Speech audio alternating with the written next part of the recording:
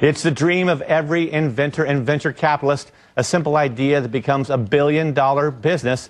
With us this morning, Mark Mozaleski, co-founder of Bang Ventures, and Marissa Meyer, Google Vice President of Search Products and User Experience. Welcome, guys. Hey, thanks for having us. You've got a new kind of venture, American Idol meets Silicon Valley. Mark, go ahead and start us off. Yeah, sure. What we basically have done is, online, ask people to submit their business ideas to us.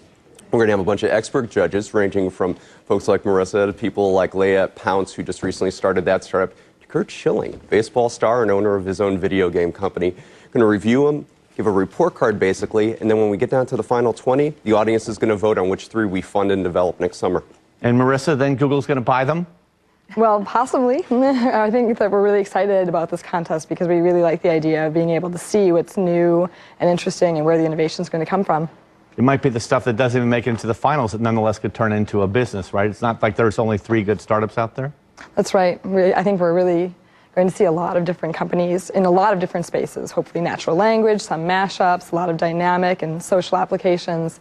Hopefully there'll be a wide range in the contest. Right. I mean, Google has actually made it far easier for startups to get going without venture capital funding, right? They can do Google AdSense and bring in some revenue right away. What do you think the state of the startup is today in the Valley?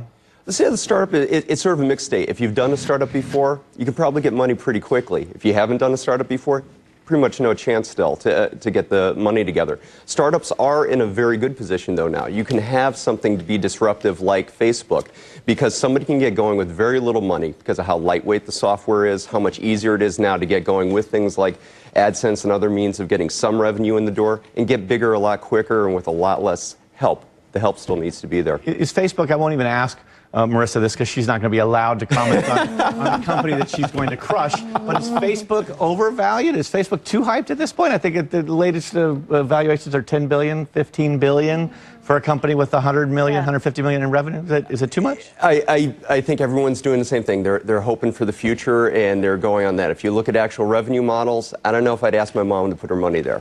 That's usually the test I try to give things. You know, Marissa, when Sergey and Larry got together, they weren't thinking, let's create a company that can get bought by Microsoft. And yet a lot of startups today in Silicon Valley, aren't they kind of thinking, let's create a company that can get bought by Google?